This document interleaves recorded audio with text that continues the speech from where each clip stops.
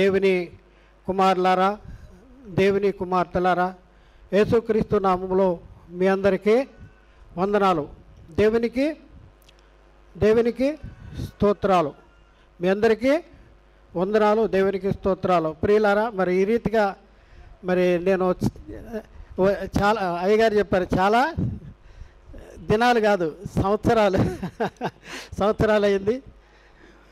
దేవుని మహాకృపను బట్టి దేవుడు నన్ను సజీవ లెక్కలో ఉంచటం, మరి దేవుడు వారిని ప్రేరేపించటం, దేవుని ప్రేమ మమ్మల్ని బలవంతం చేయటం వలన ఇక్కడ రావటం, ఇలా మీ మధ్య ఉంచటం, మీకు దైవ సందేశాన్ని చెప్పడానికి దేవుడు మాకు ఇచ్చినటువంటి కృపను బట్టి మేమెంతో సంతోషిస్తున్నా. మరి ఇక్కడ ఉన్నటువంటి సంఘ కాపరి, మరి పాస్టర్ గారి విషయంలో కానీ, సంఘాన్ని నడిపిస్తున్నటువంటి సంఘ పెద్దల విషయంలో కానీ మరి ఎంతో చక్కగా ఈ సంఘాన్ని నడిపిస్తూ మిమ్మల్ని మరి సర్వసత్యంలోనికి, ఆత్మీయ లోతుల్లోనికి, మరి ఆధ్యాత్మిక స్థితిలో, మరి కృప నుండి అధిక కృపలోనికి, మహిమ నుండి అధిక మహిమలోనికి, పరిశుద్ధత నుండి అధిక పరిశుద్ధతలోనికి దినదినము మిమ్మల్ని రూపాంతరము చెందించడానికి మరి పూనుకున్నటువంటి మరి పాస్టర్ గారి విషయంలో కానీ, సంఘ పెద్దల విషయంలో కానీ మరి దేవునికి కృతజ్ఞతాస్తుతులు చెల్లిస్తున్నా. దేవునికి స్తోత్రం. ప్రియులారా, మరి కొద్ది సమయము మనం దేవుని వాక్యాన్ని పరిశీలన చేద్దాం. అయితే ఫ్రీగా ఉండండి, కట్టేసినట్టు ఉండొద్దు, చాలా ఫ్రీగా ఉండండి. ఒక ప్రశ్న అడుగుతా, చెప్తారా? మీకు తెలిసిందే, రక్షకుడు ఎవరు? చెప్పండి, రక్షకుడు ఎవరు? రక్షకుడు యేసుక్రీస్తు. ఇప్పుడున్న పరిస్థితుల్లో క్రైస్తవులుగా ఉన్నటువంటి మనము చెప్తున్న మాట ఏంటంటే, రక్షకుడు యేసుక్రీస్తు. అంతవరకే నీకు తెలుసుకోవాలి. నువ్వు అంతవరకే తెలుసుకో, అంతకు మించి నువ్వు ఎక్కువ తెలుసుకోవాల్సిన అవసరం నీకు లేదు అంటున్నాడు. ఎవరు? సాతాను, అపవాది. రక్షకుడు యేసుక్రీస్తు కాదు అని చెప్పట్లా. నేటి కాలంలో రక్షకుడు ఎవరు? లోకాన్ని రక్షించవలసింది ఎవరు? ఇప్పుడు చెప్పండి, లోకాన్ని రక్షించవలసింది ఎవరు ఈ కాలంలో? క్రైస్తవుడు. ఈరోజు మన అంశం ఏంటంటే, క్రైస్తవుడు రక్షకుడు. ఎవరు? క్రైస్తవుడు రక్షకుడు. గమనించండి ప్రియులారా, ఈరోజు మనం పరిశీలన చేసుకుంటే క్రైస్తవులుగా ఉన్నటువంటి మన బాధ్యత ఏంటి, మనం చేయవలసిన పని ఏంటి, ఏం చేయాలి అసలు మనం అనేది మనకి తెలవకోకుండా మనల్ని ఏం చేస్తారంటే, నువ్వు క్రైస్తవుడు అయిపోయావు, అయిపోయింది నీ పని, సంఘానికి వెళ్తున్నావు, అయిపోయింది నీ పని, చందా వేస్తున్నావు, పాటలు పాడుతున్నావు, చందా వేస్తున్నావు, అయిపోయింది నీ పని అనేటటువంటి భావన మనలో కల్పిస్తూ మరి మేమే దేవుని పని చేస్తూ ఉన్నాం, మేమే దేవుని ఆరాధిస్తూ ఉన్నాం, మేమే దేవుని పని చేస్తూ ఉన్నాం అనేసి ఒక ఆలోచన మనలో కల్పిస్తూ చివరికి మనల్ని దేవునిలో లేని భ్రష్టులుగా సిద్ధపరచడానికి మరి పూనుకున్నాడు. ఎవరంటే అపవాది. అయితే క్రీస్తు రక్షకుడు అని ఎవరు ఒప్పుకుంటారు? అందరూ ఒప్పుకుంటారు. దెయ్యాలు కూడా ఒప్పుకుంటా లేవా? దెయ్యాలు కూడా ఒప్పుకుంటే సరిపోదు. రక్షకుడు అంటే సరిపోదు. అయితే ఇప్పుడున్న పరిస్థితుల్లో మన బాధ్యత ఏంటి? రక్షకుడి దగ్గరికి వచ్చి రక్షణలోనికి వచ్చినటువంటి మనము, రక్షణలో కొనసాగించుతున్నటువంటి మనము, మన బాధ్యత ఏంటి, ఇది మనం తెలుసుకోవాల్సిన అవసరం మనకి ఉంది. ఇది తెలుసుకుని మన జీవితాన్ని మలుచుకుని దేవుని చిత్తాన్ని అనుసరించి మనం నడుచుకున్నప్పుడే మనకి దేవుని యొక్క దేవుడు మనలో ఉంచినటువంటి ఆ సంకల్పాన్ని మనలో నెరవేరుద్ది. అయితే ఇక్కడ మనం పరిశీలన చేసుకుంటే బైబిల్ చెప్తున్న సంగతి ఏంటంటే రక్షకుడు ఎవరు అని అంటే రక్షకుడు దేవుడు. బైబిల్ చెప్తున్న సంగతి ఏంటంటే రక్షకుడు ఎవరు అంటే రక్షకుడు యేసుక్రీస్తు. అదే బైబిల్ చెప్తున్న సంగతి ఏంటంటే రక్షకుడు క్రైస్తవుడు. అయితే దేవుడు ఎప్పుడు రక్షకుడు, యేసుక్రీస్తు ఎప్పుడు రక్షకుడు, మరి క్రైస్తవుడు ఎప్పుడు రక్షకుడు? ఇది మనం తెలుసుకోవాల్సిన అవసరం మనకుంది. ప్రియులారా, ఒక సంగతి ఆలోచన చేయండి, చాలా జాగ్రత్తగా పరిశీలన చేయండి. ఈ జగత్తుకి పునాది వేయబడక మునుపు దేవుడు ఒక సంకల్పాన్ని సంకల్పించాడు, ఒక ఆలోచన కలిగి ఉన్నాడు. ఎప్పుడు అంటే ఈ జగత్తుకి పునాది వేయబడలేదు. అలాంటి పరిస్థితుల్లో దేవుడు కలిగి ఉన్నటువంటి ఆ సంకల్పాన్ని నెరవేర్చడంలో భాగంగా దేవుడు ఏం చేశాడంటే లోకాన్ని కలిగజేశాడు. ఈ లోకంలో మరి తన స్వరూపంలో తన పోలిక చొప్పున నరుని నిర్మించాడు. ఆ తర్వాత ఆయన సంకల్పం నెరవేర్చాలి గనక వివాహ బంధము ద్వారా తనకి ఇంకా అనేక మంది పిల్లలు కావాలనేటువంటి ఆలోచనతో దేవుడు ఏం చేశాడు, ఆదాముకి సాటి అయిన సహాయంగా స్త్రీని మరి నిర్మించాడు, స్త్రీని కలిగజేశాడు. ఆ తర్వాత ఏం చేశాడు, వారిద్దరిని జతపరిచాడు. జతపరిచిన తర్వాత ఏం చేశాడు దేవుడు, మీరు ఫలించండి, అభివృద్ధి చెందండి, విస్తరించండి, భూమిని నిండించండి అని దేవుడు వారిని ఆశీర్వదించాడు. అయితే ఆశీర్వదించే దేవుని యొక్క ఆలోచన ఏంటంటే మన ఉద్దేశం ఏంటంటే దేవుని ఉద్దేశం ఏంటంటే మనము పరిశుద్ధులము నిర్దోషులముగా ఉండవలనని మరి తన సన్నిధిలో పరిశుద్ధులుగా నిర్దోషులుగా ఉండాలని దేవుడు జగత్తు పునాది వేయబడక మునిపే మన ఇళ్ళ సంకల్పించాడు. మన ఇళ్ళ ఆయన సంకల్పము, ఆయన కోరిక అంటే తండ్రి దగ్గర ఉండాలి, పరలోకంలో ఉండాలి. ఎలా ఉండాలంటే పరిశుద్ధులుగా ఉండాలి, నిర్దోషులుగా ఉండాలి అనేసి దేవుని సంకల్పం. ఈ సంకల్పాన్ని బట్టి దేవుని ప్రణాళికలో మన కోసము జగత్తుకి పునాది వేయబడక మునిపే దేవుడు యేసుక్రీస్తులో మనల్ని ఏర్పాటు చేసుకున్నాడు. అంటే యేసుక్రీస్తుని మనల్ని రక్షించడానికి, మనల్ని పరలోకం తీసుకువెళ్ళడానికి యేసుక్రీస్తుని మన కోసం నియమించాడు, లేకపోతే ఏర్పాటు చేసుకున్నాడు. అయితే వాస్తవానికి మనం పరిశీలన చేసుకుంటే రక్షకుడు ఎవరు అనేసి మనం పరిశీలన చేస్తే బైబిల్ చెప్తున్న సంగతి ఏంటంటే రక్షకుడు తండ్రి అయిన దేవుడు. రక్షకుడు తండ్రి అయిన దేవుడు. ఈ యొక్క పరిస్థితుల్లో మనం మరి ఆదాము అవ్వలు వారిద్దరి ద్వారా మరి ఈ యొక్క జనాంగము పెరగటము, వీళ్ళందరూ ఇదవటము, ఇదంతా జరిగిన తర్వాత వీళ్ళు ఐగుప్తు బానిసత్వంలోనికి వెళ్ళిపోయారు. ఐగుప్తులోనికి వెళ్ళి అక్కడ బానిసలుగా ఉంటున్నారు. బానిసలుగా ఉన్న పరిస్థితుల్లో అక్కడ వాళ్ళు దేవుని మొరపెట్టుకుంటే వాళ్ళని బానిసత్వంలో నుంచి విడిపించడానికి, రక్షించడానికి వాళ్ళని అక్కడ ఎవరిని దేవుడు పుట్టించాడు అంటే మోషేని పుట్టించాడు. అంటే మోషేని వాళ్ళని రక్షించడానికి మోషేని రక్షకుడిగా నియమించి మోషే ద్వారా ఇశ్రాయేలీయులను ఐగుప్తు బానిసత్వంలోంచి బయటికి నడిపించాడు. ఇలా నడిచినటువంటి క్రమంలో వాళ్ళు మరి ఎర్ర సముద్రము దాటి సేనాయకుండా పర్వతారణ్యానికి వచ్చినప్పుడు దేవుడు వారికి మరలా ఏం చేశాడు, ధర్మశాస్త్రాన్ని ఇచ్చాడు.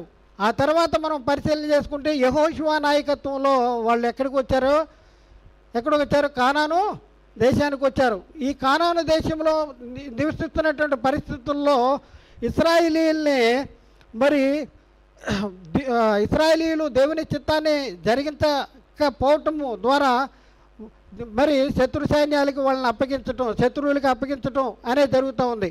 అయితే ఆ కాలంలో ఆ సమయంలో దేవుడు వారికి రక్షకులుగా ఎవరిని నియమించాడు అనేసి మనం పరిశీలన చేసుకుంటే ఆ సమయంలో రక్షకుడిగా నియమించింది ఎవరిని అంటే న్యాయాధిపతులను వారికి రక్షకుడిగా నియమించినటువంటి పరిస్థితి మనం చూస్తూ ఉన్నాం.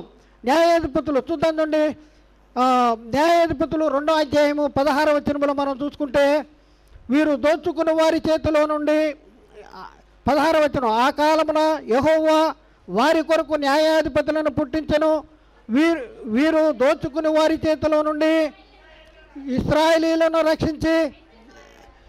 అయితే చాలండి, ఏంటంట దోచుకుని వారి చేతిలో నుండి కా ఇశ్రాయేలీలను రక్షించి, అయితే వారు ఇంకనూ న్యాయాధిపతుల మాట వినక, చాలండి, అంటే వాళ్ళని దోచుకుని వారి చేతిలో నుండి వాళ్ళని రక్షించడానికి దేవుడు ఎవరిని పుట్టించాడు? ఇశ్రాయేలీల్ని పుట్టించాడు. అలాగే 3వ అధ్యాయంలో 9వ వచనంలో మనం పరిశీలన చేసుకున్నప్పుడు, 3వ అధ్యాయము 9వ వచనంలో కూడా పరిశీలన చేసుకున్నప్పుడు, ఇశ్రాయేలీలు యెహోవాకు మొర్రపెట్టగా యెహోవా కాలేబు తమ్ముడైన ఆ కనది యొక్క కుమారుడుగు ఒత్నీయేలును రక్షకునిగా ఇశ్రాయేలీల కొరకు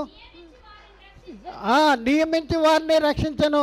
చూడండి, ఒత్నీయేలునంట రక్షకునిగా నియమించి వారి చేతిలో నుండి ఇశ్రాయేలీలను రక్షకునిగా నియమించి ఇశ్రాయేలీల కొరకు నియమించి వారిని రక్షించను.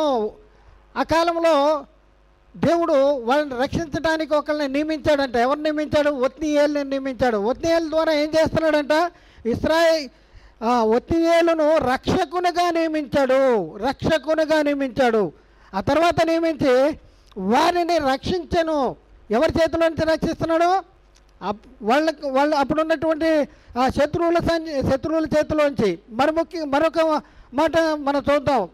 2వ రాజుల గ్రంథంలో 13వ అధ్యాయము 5వ వచనంలో కూడా మనం అక్కడ పరిశీలన చేసుకున్నప్పుడు, అక్కడ కూడా సిరియన్ల వశంలో నుండి రక్షించడానికి దేవుడు కొంతమందిని ఏర్పాటు చేశాడంట రక్షకులుగా. కావున యెహోవా ఇశ్రాయేలీల వారికి ఒక రక్షకుని అనుగ్రహింపగా వారి చేత ఇశ్రాయేలీల వారు సిరియనుల వంశములో నుండి తప్పించుకుని మునుపటి వలె స్వస్థానములో కాపురం ఉండేది. కావున యెహోవా ఇశ్రాయేలీల వారి కొరకు ఒక రక్షకుని అనుగ్రహింపగా. చూడండి, ఏంటంటే దేవుడు రక్షకుడు. దేవుడు ఎలా రక్షిస్తున్నాడు? కొంతమందిని రక్షకులుగా నియమించి వారి ద్వారా తాను ఎన్నుకున్న ప్రజలకి రక్షణ దయచేసేటటువంటి పరిస్థితి. బైబిల్లో మనం పరిశీలన చేసుకుంటే రక్షకుడు ఎవరు అంటే, నేనే రక్షకుడిని, నేను తప్ప వేరే రక్షకుడు లేడు అనేసి బైబిల్ చెప్తుంది. దేవుడు రక్షకుడు. చూద్దాం నుండి యెషయా గ్రంథము 60వ అధ్యాయము 16వ వచనంలో కూడా మనం చూస్తే, యెహోవానగు నేనే నీ రక్షకుడననియు బహు పరాక్రమము గల యాకోబు దేవుడనగు నీ విమోచకుడననియు నీకు తెలియనట్లు నీ జనులను పాలు కుడుచు రాజుల చంటి పాలు త్రాగెదరు అంటాడు. ఇక్కడ ఏమంటాడు? యెహోవానగు నేనే రక్షకుడనని అంటున్నాడు. నేనే రక్షకుడిని. చూద్దాం, మరొక వచనం చూద్దాం. చూడండి, మరొక వచనం హోషేయ గ్రంథంలో 13వ అధ్యాయము 4వ వచనం. హోషేయ గ్రంథము 13వ అధ్యాయము 4వ వచనం. 13:4 మీరు ఐగుప్తు దేశంలో నుండి వచ్చినది మొదలుకొని యెహోవానగు నేనే మీ దేవుడను, నన్ను తప్ప మరి ఏ దేవునిని ఎరుగవు, నేను తప్ప రక్షకుడును లేడు. అయితే దేవుడు రక్షకుడు. దేవుడు ఎలా రక్షిస్తూ ఉన్నాడు? ఇశ్రాయేలీలు ఐగుప్తు బానిసత్వంలోంచి వారిని బానిసత్వంలో తప్పించడానికి దేవుడు అక్కడ మోషేని పుట్టించి వారి ద్వారా వారికి రక్షణను కలిగజేశాడు. అలాగే కానాను ప్రదేశంలోకి వెళ్ళినప్పుడు శత్రువులు వాళ్ళని హింసిస్తూ ఉన్నటువంటి పరిస్థితుల్లో వారికి రక్షకులను నియమించి వారి ద్వారా ఆయన రక్షించడం అనేది జరిగింది. అయితే వాస్తవానికి పరిశీలన చేసుకుంటే ప్రియులారా, మరి ఇదంతా మనం పరిశీలన చేసుకుంటే వీళ్ళు రక్షకులు. దేవుడు దేనికి రక్షకుడు చెప్పండి? దేవుడు దేనికి రక్షకుడు?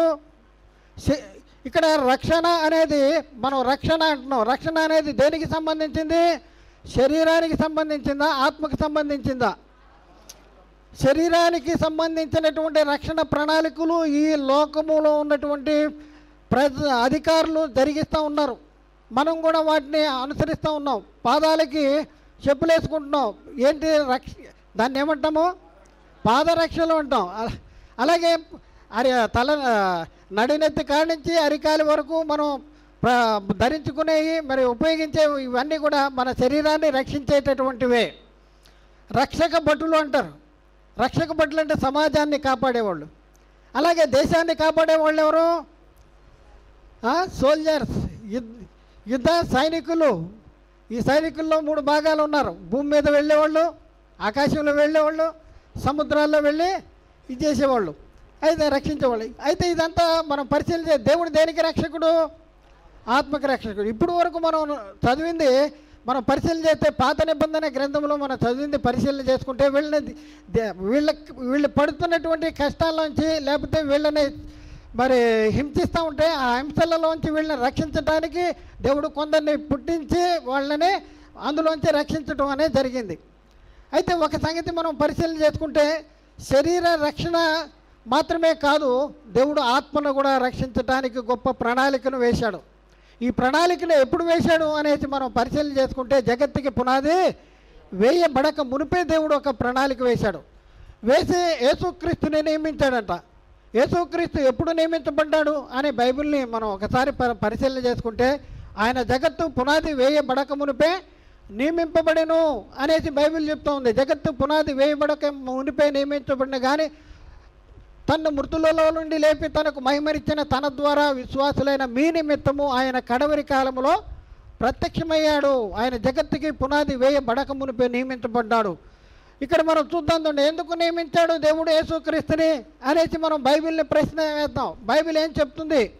దేనికోసం నియమించాడు? శరీరాన్ని రక్షించడం కోసమే నియమించాడా, లేకపోతే మనము అయినటువంటి ఆత్మను రక్షించడానికి నియమించాడా? చూద్దాం. ఎక్కడంటే మొదటి యోహాను పత్రిక 4వ అధ్యాయంలో 9వ వచనం మనం పరిశీలన చేసుకుంటాం. అక్కడ మనం చూస్తే మనము ఆయన ద్వారా జీవించినట్లు దేవుడు తన అద్వితీయ కుమారుని లోకంలోనికి పంపెను. దీని ద్వారా దేవుడు మన యందు ఉంచిన ప్రేమ ప్రత్యక్షపరచబడుతున్నది. దేవుడు మన యందు ఉంచిన ప్రేమ ప్రత్యక్షపరచబడుతుందంట. ఏంటి అంటే మనము ఆయన ద్వారా జీవించినట్లు దేవుడు తన అద్వితీయ కుమారుని లోకంలోనికి పంపించాడు. అదే 10వ వచనం కూడా మనం చూద్దాం. మొదటి 4:10 మనము దేవుని ప్రేమించితమని కాదు, తానే మనలను ప్రేమించి మన పాపములకు ప్రాయశ్చిత్తముగా ఉండటకు దేవుడు తన కుమారుని పంపెను. ఇందులో ప్రేమ ఉన్నది. చూడండి, ఇందాక మనం చూస్తే ప్రేమ ప్రత్యక్షమైందని ఉంది, ఇక్కడ ఇందులో ప్రేమ ఉంది అంది. కాబట్టి దేవుడు లోకాన్ని ఎంతో ప్రేమించాడు. కాగా తన అద్వితీయ కుమారునిగా పుట్టిన వాని యందు విశ్వాసముంచు ప్రతివాడు నశింపక నిత్య జీవము పొందినట్లు మరి ఆయన్ను మనకి అనుగ్రహించాడు. లోకము తన కుమారుని ద్వారా రక్షణ పొందుటికే కానీ లోకాన్ని తీర్పు తీర్చడానికి దేవుడు పంపలేదు. దేవుడు ఎందుకు యేసుక్రీస్తుని పంపించాడు? నియమించింది దేనికంటే రక్షించడానికి నియమించాడు. యేసుక్రీస్తుని పంపించింది దేనికంటే మనల్ని రక్షించటానికి. ఎక్కడి నుంచి రక్షించటానికి? దేని నుండి రక్షించటానికి? మానవునికి రక్షణ దేని నుండి కావాలి? మనిషి అనుకుంటున్నాడు మనకి రక్షణ కావాలి అని అనుకుంటున్నాడు. దేని నుండి రక్షణ కావాలి? దేని నుండి అంటే అనుకుంటున్నాడు దేని నుండి రక్షణ కావాలి అని అంటే చనిపోకుండా పుట్టిన ప్రతివాడు గిట్టక మానడు. ఎందుకంటే మరణము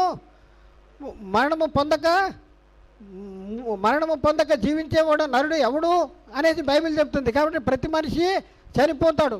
అయితే ఇక్కడ మనం చూస్తే దేవుడు దేనికోసం రక్షకుడిగా పంపించాడు? యేసుక్రీస్తు ఎవరికి రక్షకుడు? దేనికి రక్షకుడు అంటే ఆత్మకి రక్షకుడుగా దేవుడు పంపించాడు. దేవుడు పంపించిన యేసుక్రీస్తు ఈ లోకంలో పుట్టినప్పుడు మనకి బైబిల్లో చెప్తున్న సంగతి ఏంటంటే, ఇదిగో దావీదు పట్టణమందు నేడు మీకు రక్షకుడు పుట్టి ఉన్నాడు. ఎవరు? పుట్టిన యేసుక్రీస్తు ఎవరు అనే ఆ కాలంలో చెప్పబడిందంటే రక్షకుడు పుట్టాడు అనేసి అక్కడ రాయబడింది. అందుకనే మరి యేసేపుతో మరి దూత వచ్చి చెప్తున్న సంగతి ఏంటంటే, తన ప్రజలను వారి పాపముల నుండి ఆయనే రక్షించును గనక ఆయనకు యేసు అనే పేరు. ఇప్పుడు యేసు అంటే అర్థం ఏంటి? రక్షకుడు అని పేరు. అందుకనే తన ప్రజలను వారి పాపముల నుండి ఆయనే రక్షించును. యేసుక్రీస్తు ఎందుకు వచ్చాడు? దేనికి వచ్చాడు? దేన్ని రక్షించడానికి వచ్చాడు? మనకి శారీరకంగా మనకేమైనా కావాలని, మనకి ఏదైనా తక్కువైపోతుందని, మరి మనకేమైనా ఇవ్వటానికి వచ్చాడా యేసుక్రీస్తు? లేకపోతే మన భూమి మీద జీవిస్తున్నటువంటి మనిషికి అవసరమైనది, ప్రధానంగా అవసరమైనది ఏదైనా ఉందా అంటే ఉంది.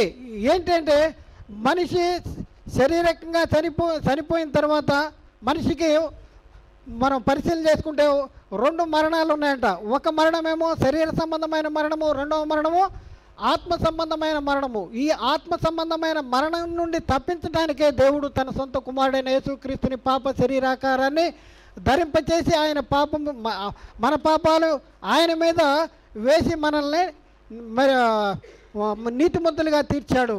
అయితే యేసుక్రీస్తు ఎందుకు వచ్చాడు అనేది మనం పరిశీలన చేస్తే రక్షించడానికి. దేని నుండి రక్షించడానికి అంటే రెండవ మరణము నుండి రక్షించడానికి.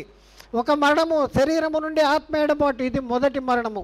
రెండవ మరణం ఏంటంటే దేవుడై ఉన్న ఆత్మ నుండి మనిషికి, నేను అనే ఆత్మకి కలిగే నిత్య ఎడబాటునే నరకము, రెండవ మరణం అంటారు. ఈ రెండవ మరణములో పాత్రులుగా ఉన్నటువంటి వాళ్ళు భూమి మీద జీవించినప్పుడు శరీరాల్లో ఉంటారు.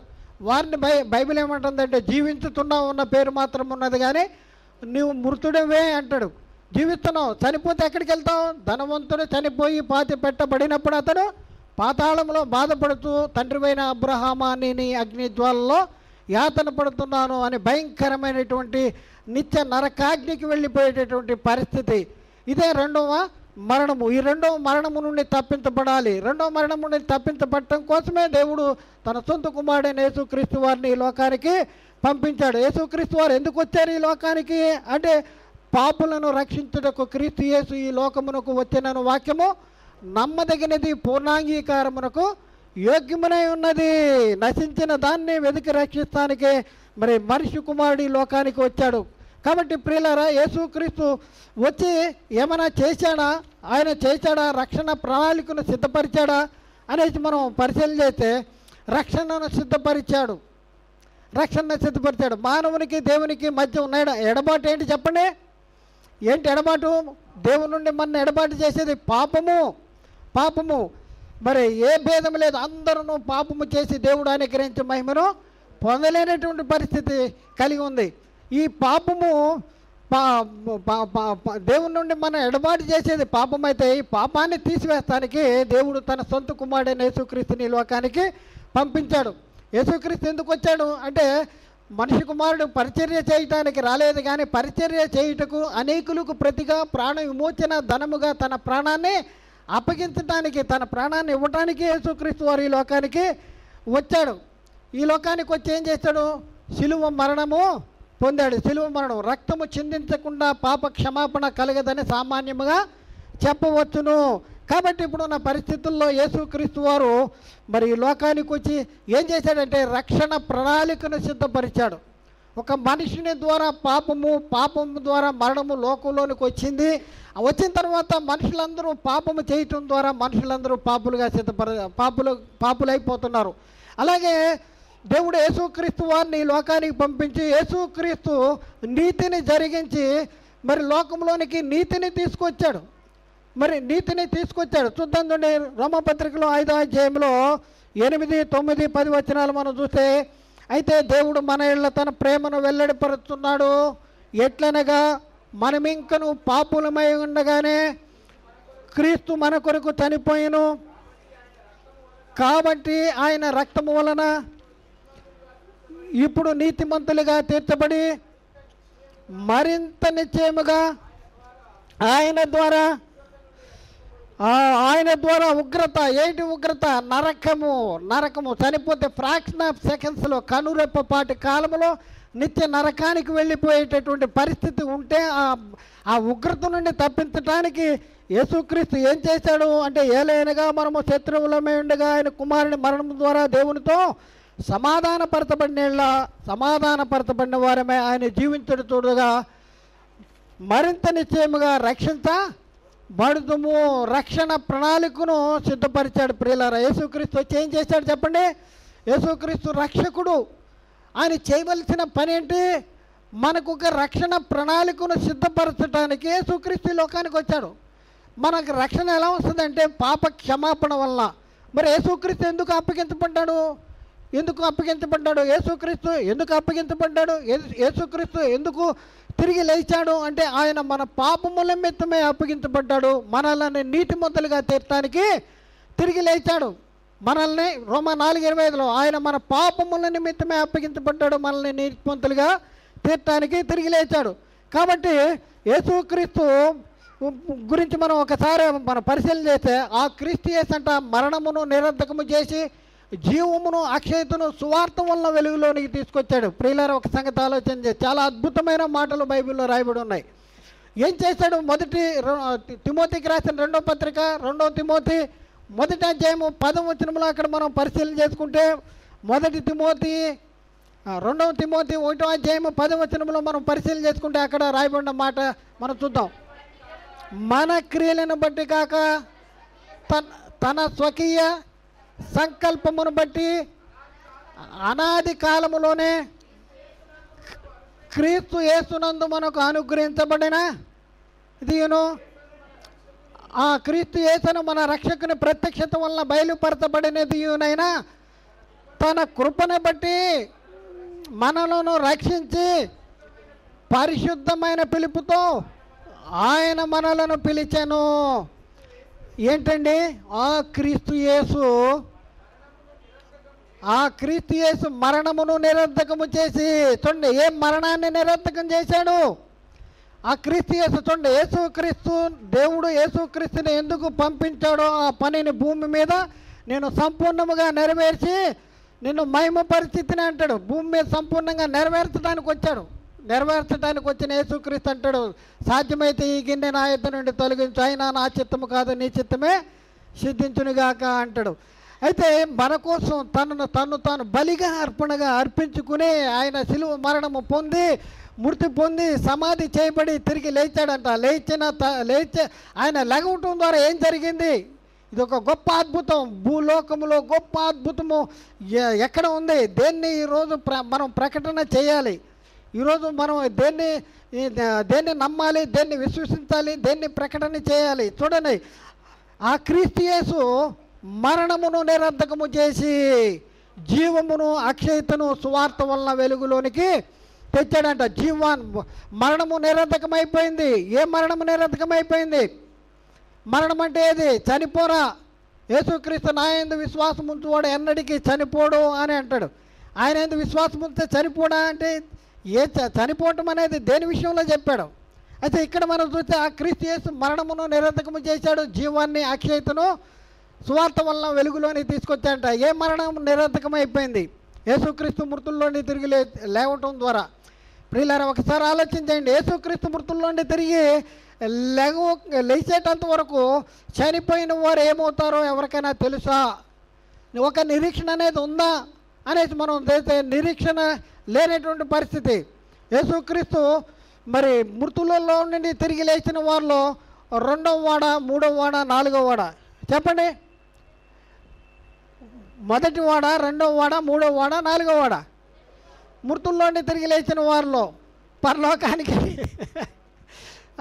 అదే చెప్తున్నా. ఏంటంటే ఈ లోకములో ఎవరు చేయలేనిది, ఎవరి చేత కానిది, ఎవరు చేయలేని దాన్ని చేయటానికి దేవుడు యేసుక్రీస్తుని లోకానికి పంపించాడు. ఈ లోకములో మరెవరి ద్వారా మరి దొరకనటువంటి ఆ రక్షణను, ఆ మరణము నిరర్ధకము చేయటము, ఆ జీవము అక్షయత వెలుగులోనికి తేవటం మరి ఎవరి ద్వారా జరగదు. అందుకని అపోస్తులు యేసుక్రీస్తు గురించి ప్రకటన చేశారు. ఈ నామమునే మనం రక్షణ పొందాలి. ఆకాశం కింద ఉన్న మనుషుల్లో ఇవ్వబడిన మరి ఏ నామమును కూడా మనం రక్షణ పొందలేము. అందుకని యేసుక్రీస్తు నేనే మార్గాన్ని, నేనే సత్యాన్ని, నేనే జీవాన్ని, నా ద్వారా తప్పెవడు కూడా తండ్రి దగ్గరికి పోలేడు, ఎవరు రాలేరు అంటాడు. కాబట్టి ఈ లోకంలో ఎవరో చేయలేని పని. ప్రియులారా, చూడండి, ఒకని ప్రాణ విమోచన ధనమంట అతి గొప్పది. ఎవడును ఏ విధము చేతనైనను తన సహోదరుని ప్రాణాన్ని విమోచించలేడు. వాడు కుళ్ళు చూడక నిత్యము బతుకున్నట్లు వాని నిమిత్తము ప్రాయశ్చిత్తము, దేవుని సన్నిధిలో ప్రాయశ్చిత్తము చేయగలవాడు ఎవడు కూడా లేడు అంటాడు. అలాంటి వాని ప్రాణ విమోచన ధనమంట అది గొప్పది. అది ఎన్నటికీ తీరకాట్లు ఉండవలసినదే. మనం చేయలేనిది, మనం తీర్చలేనిది, మనతో కానిది మానవుడు, మరి ఏ మానవుడితో కానటువంటిది దేవుడు యేసుక్రీస్తుని పంపించి యేసుక్రీస్తు ద్వారా మనకి రక్షణను సిద్ధపరిచాడు. దేని నుండి? మరణము నుండి. ఏ మరణము నుండి? రెండవ మరణము నుండి, నరకాగ్ని నుండి తప్పించుకునేటటువంటి మార్గాన్ని దేవుడు యేసుక్రీస్తు ద్వారా ఈ లోకములో ఏర్పాటు చేశాడు. అది ఎట్లా అంటే ఆయన రక్తము ద్వారా, క్రీస్తు రక్తము ద్వారా. ప్రకటన 1:6 మనం చూస్తే, మనలను ప్రేమించుచు తన రక్తము వలన మన పాపముల నుండి మనలను విడిపించిన వానికి మహిమ ప్రభావము యుగ యుగములు కలుగునుగాక. ఆమేన్. ఏమంటే మనలను ప్రేమించుచు తన రక్తము వలన మన పాపముల నుండి మనలను విమోచించినాడు. చూడండి, తన రక్తము వలన మన పాపముల నుండి మనలను విమోచించడానికి వచ్చిన ఆయన యేసుక్రీస్తు. అలా విమోచించిన వాడు యేసుక్రీస్తే. కాబట్టి ఇప్పుడున్న పరిస్థితుల్లో మరి రక్షణ అనేది, మనం ఇప్పుడున్న పరిస్థితుల్లో రక్షణ అనేది లోకంలోనికి ఎలా వచ్చింది? మనకి రక్షణను ఎవరు దయచేశారు? ఎలా దయచేశారు? దేవుడు లోకాన్ని ఎంతో ప్రేమించాడంట. కాగా తన అద్వితీయ కుమారునిగా పుట్టిన వాని యందు విశ్వాసముంచు ప్రతివాడు నశింపక నిత్య జీవం పొందినట్లు ఆయనను అనుగ్రహించాడు. యేసుక్రీస్తుని అనుగ్రహించింది ఎవరు? యేసుక్రీస్తుని రక్షకుడిగా నియమించింది ఎవరంటే తండ్రి అయిన దేవుడు. తండ్రి అయిన దేవుడు యేసుక్రీస్తుని రక్షకుడిగా నియమిస్తే యేసుక్రీస్తు వచ్చి ఈ లోకంలో తండ్రి చిత్తాన్ని జరిగించాడు. తండ్రి చిత్తాన్ని ఏంటి అంటే మనలను రక్షించాలి. మనల్ని రక్షించాలంటే ఏం చేయాలి అంటే దేవుడు యేసుక్రీస్తు కంటే పాప శరీరాకారాన్ని ధరింపజేసి ఆయన శరీరం ముందు మన పాపాలకి శిక్ష విధించాడు. కాబట్టి ఇప్పుడున్న పరిస్థితుల్లో మనం ఆలోచన చేసుకుంటే యేసుక్రీస్తు మన కోసం ఏమయ్యాడు? దేవునికి బలిగా అర్పణగా తను తానే అర్పించుకున్నాడు. ఎఫ్సీ పత్రిక 5:2 మనం పరిశీలన చేస్తే యేసుక్రీస్తు అంట మన కోసము బలిగా అర్పణగా మరి ఆయన అర్పించుకున్నాడు. కాబట్టి ఇప్పుడున్న పరిస్థితుల్లో మరి సంఘం ఎవరి కోసం ఎదురు చూస్తుందంటే ప్రభు అయిన యేసుక్రీస్తు అను రక్షకుని నిమిత్తము సంఘం ఎదురు చూస్తున్నటువంటి పరిస్థితి మనం చూస్తూ ఉన్నాం. అయితే ఇప్పుడు సమస్య ఏంటంటే గమనించండి, ఇప్పుడు చాలా ప్రాముఖ్యమైనటువంటి అంశంలోనికి వెళ్తున్నాం. చాలా జాగ్రత్తగా ఆలోచన చేయండి. దేవుడు రక్షకుడు అనేసి మనం నేర్చుకున్నాము. దేవుడు నేనే రక్షకుడిని, మరి ఏ రక్షకుడు లేడు అని చెప్పాడు. ఆ దేవుడు ఎలా రక్షించాడు? చెప్పిన వాళ్ళని ఇశ్రాయేలీల్ని అని అంటే ఒక సమయంలో మోషేని పుట్టించాడు. ఆ తర్వాత న్యాయాధిపతుల ద్వారా వారిని రక్షించడం అనేది జరిగింది. అంటే రక్షకులను నియమించి రక్షకుల ద్వారా దేవుడు వారిని రక్షించడం అనేది జరుగుతూ వస్తుంది. అదే క్రమంలో దేవుడు తన సొంత కుమారుడైన యేసుక్రీస్తుని రక్షకుడిగా నియమించి జగత్తు పునాది వేయబడక మునుపు కాలము సంపూర్ణమైనప్పుడు దేవుడు యేసుక్రీస్తుని ఈ లోకానికి పంపించి క్రీస్తు రక్తము ద్వారా మన పాపములను విమోచించి దేవునితో సమాధానపరిచి దేవుని కుమారులుగా మనల్ని తీర్చి దేవుని ఇంటివారిగా మరి దేవుని కుటుంబ సభ్యులుగా మనల్ని తీర్చి తేజోవాసులైన పరిశుద్ధుల స్వాస్యములో పాలివారిగా మనల్ని చేసి నిత్య జీవానికి వారసులుగా చేశాడు. అంటే యేసుక్రీస్తు ఒక మార్గాన్ని ఏర్పాటు చేశాడు. అందుకని యేసుక్రీస్తు అంటాడు ఏంటంటే మీరు మరి మనము తన అడుగుజాడలలో నడుచుకున్నట్లు మనకు మాదిరిగా ఉంచిపోయాడంట. అడుగుజాడలలో నడుచుకున్నట్లు. అయితే యేసుక్రీస్తు వచ్చి ఏం చేయాలనుకున్నాడు? ఏం చేశాడు? ఆయన జీవించిన కాలంలో తన పని ఏమని చెప్తా ఉన్నాడు? ఆయన పని ఏంటి అంటే తండ్రి చిత్తాన్ని నెరవేర్చడం, ఆయన పని తుదుముట్టించడమే నాకు ఆహారం అంటాడు. ఆయన తండ్రి చిత్తాన్ని నెరవేర్చాలి. చిత్తాన్ని నెరవేర్చాడు అంటే నెరవేర్చాడు. ఏంటి? యేసుక్రీస్తు వారు భూమి మీదకి వచ్చి తండ్రి చిత్తాన్ని నెరవేర్చిందంటే అప్పటి వరకు ఉన్నటువంటి పాపాన్ని తీసివేశాడు, మరి పాప క్షమాపణ అనుగ్రహించాడు. ఆ తర్వాత రక్షణను సిద్ధపరిచాడు. ఇప్పుడు గమనించండి, మనము ఇప్పుడు మరి యేసుక్రీస్తు వెళ్ళిపోతా ఏమైనా బాధ్యతను అప్పగించాడా మనకి? యేసుక్రీస్తు వెళ్ళిపోతా ఏమైనా బాధ్యతను అప్పగించాడా? రక్షణను సిద్ధపరిచిన యేసుక్రీస్తు ఆయన వెళ్ళిపోతా ఏమైనా బాధ్యతను అప్పగించాడా అంటే బాధ్యతను అప్పగించాడు. ఏంటి ఆ బాధ్యత అంటే ఈ లోకములో ఉన్నటువంటి వారందరినీ రక్షించవలసింది మీరు. నేను రక్షణ మార్గాన్ని ఏర్పాటు చేశాను. ఆ రక్షణ మార్గంలోనికి తీసుకురావాల్సింది మీరు. ఆ రక్షణను వాళ్ళని రక్షించవలసింది మీరు. ఇప్పుడున్న పరిస్థితుల్లో మీరు రక్షించాలి. మీరు వెళ్ళి మీరు సర్వలోకానికి వెళ్ళి సర్వసృష్టికి సువార్త ప్రకటన చేయాలి. ప్రకటన చేస్తే ఏం జరుగుద్ది? నమ్మి బాప్తిజం పొందినవాడు నరకానికి వెళ్తాడా? రక్షించబడును. చూడండి, నమ్మి బాప్తిజం పొందినవాడు రక్షించబడును అంటాడు. వాళ్ళని రక్షించవలసిన బాధ్యత ఎవరిది? కర్తవ్యం ఎవరిది? తండ్రి తన పనిని జరిగించాడు, క్రీస్తుని పంపించాడు. ప్రియులారా, క్రీస్తు వచ్చి తన పనిని జరిగించిన తర్వాత రక్షణను సిద్ధపరిచేశాడు. ఈ సిద్ధపరిచిన రక్షణకు వారసులుగా మరి అవ్వాలంటే వాళ్ళు ఎలా అవుతారు?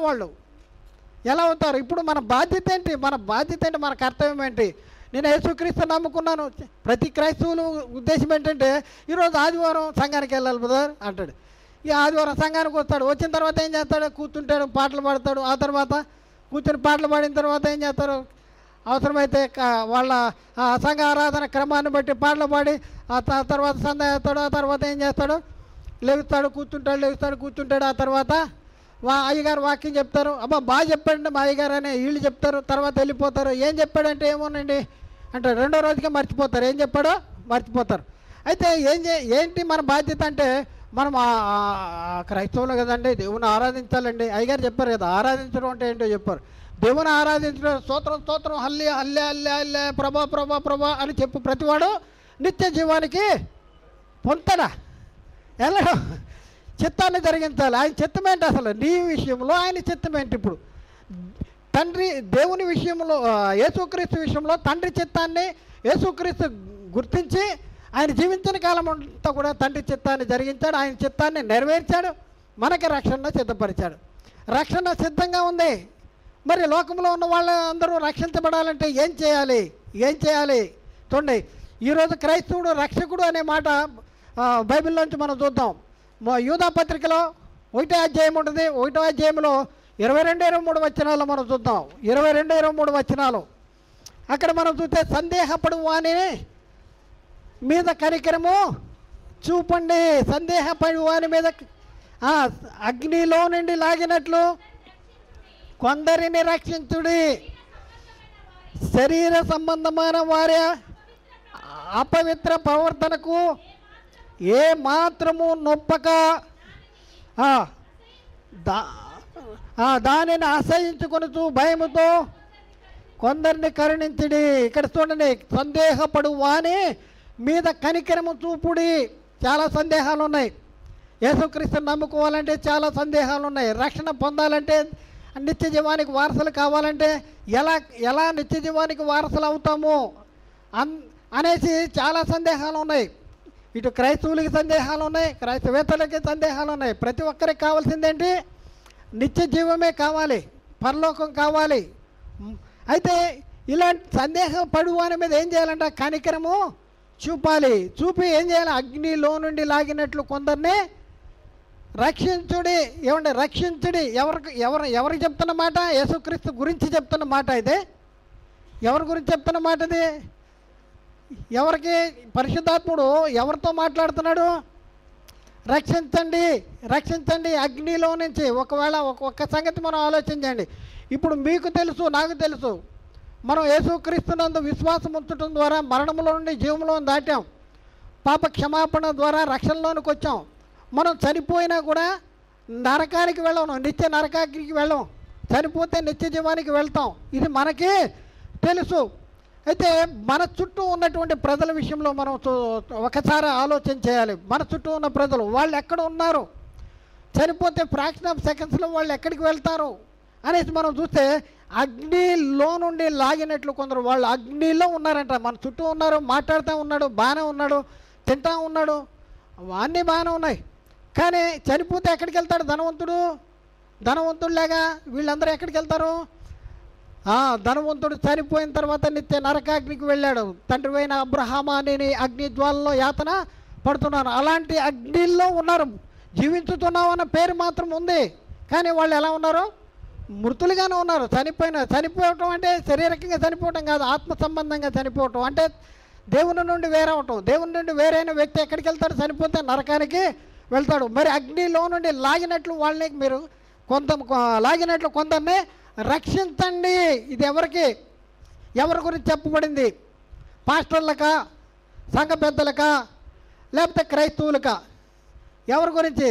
అగ్నిలోని లాగినట్లు కొందరిని రక్షించాలి అనే మాట ఒక పాస్టర్గా చెప్పబడిందా ఇది? లేకపోతే సంఘ పెద్దలతో మాట్లాడుతున్నాడా? లేకపోతే క్రైస్తవులతో మాట్లాడుతూ ఉన్నాడా? క్రైస్తవుడు ఎవరు? ఈరోజు క్రైస్తవుడు ఎవరంటే రక్షకుడు అండి. క్రైస్తవుడు దేవుడు రక్షకుడు. యేసుక్రీస్తుని పంపించాడు. యేసుక్రీస్తు రక్షకుడు. ఆయన వచ్చేసి రక్షణ సిద్ధపరిచిన రక్షణకు వారసులుగా కావాలంటే వేరే వాళ్ళని ఏం చేయాలి? కనికరపడి వాళ్ళనే ప్రభు దగ్గరికి తీసుకురావాలి. వాళ్ళని ఏం చేయాలి? రక్షించవలసిన బాధ్యత నీ మీద ఉంది, నీ బుద్ధ స్కంధాల మీద ఉంది. యాకోబు పత్రిక 5వ అధ్యాయంలో 19-20 వచనాలు, యాకోబు 5:19-20 వచనాలు మనం చూసుకుంటే, నా సహోదరులారా, మీలో ఎవడైనాను సత్యము నుండి తొలగిపోయినప్పుడు మరి ఒకడు అతనిని సత్యములోనికి మళ్ళించిన యెడల పాపిని వాని తప్పు మార్గంలో నుండి మళ్ళించువాడు మరణము నుండి ఒక ఆత్మను అది బాగా అర్థం చేసుకోవాలి. ఒక ఆత్మను రక్షించి అనేక పాపములను కప్పివేయనని తాను తెలుసుకొనవలెను. ఇక్కడ పాపిని తన తప్పు మార్గంలో నుండి మళ్ళించేవాడంట మరణము నుండి ఒక ఆత్మను రక్షించేటటువంటి వాడు. ఎవరండి వాళ్ళు? భూమి మీద ఎవరు? యేసుక్రీస్తు. ఎవరు? క్రైస్తవుడు ఎవరండి? క్రైస్తవుడు రక్షకుడు అండి. క్రైస్తవుడు ఈరోజు క్రైస్తవుడిగా తన బాధ్యత ఏంటో తెలుసుకోకుండా లెఫ్ట్ రైట్ సిస్టు స్టాండ్ చందా అయ్యి తర్వాత వాక్యమును తర్వాత అబౌట్ అంటే వెనక్కి తిరుగు ఇక వెళ్ళిపోవాలి. ఏం చేసామంటే ఆరాధనకి వెళ్ళొచ్చాం. అబ్బా మాకు ఖాళీ లేదండి, పొద్దున్నుంచి ఆరాధనేనండి. ఏం చేసామంటే అయిపోయింది. ఈ ఆదివారం వచ్చేసి ఈ మాటలు ఇంటేనే సరిపోద్దా? ఇదే సరిపోద్దా? సహోదరుని ఏమైనా ప్రేమిస్తున్నావా? సహోదరుని ప్రేమించిన వాడు ఎక్కడున్నాడండి? మరణములో ఉన్నాడు. సహోదరుని ఉందా? బైబిల్లో ఉందా వాక్యం? సహోదరుని ప్రేమించిన వాడు ఎక్కడున్నాడు చూడండి. మొదటి యోహాను పత్రికలో యోహాను రాసిన మొదటి యోహాను పత్రిక 2వ అధ్యాయము, మొదటి యోహాను 2వ అధ్యాయము 10వ వచనము, 2వ అధ్యాయము 10వ వచనము. తన సహోదరుని ప్రేమించువాడు వెలుగులో ఉన్నాడు, అతని యందు అభ్యంతర కారణమేమీ లేదు.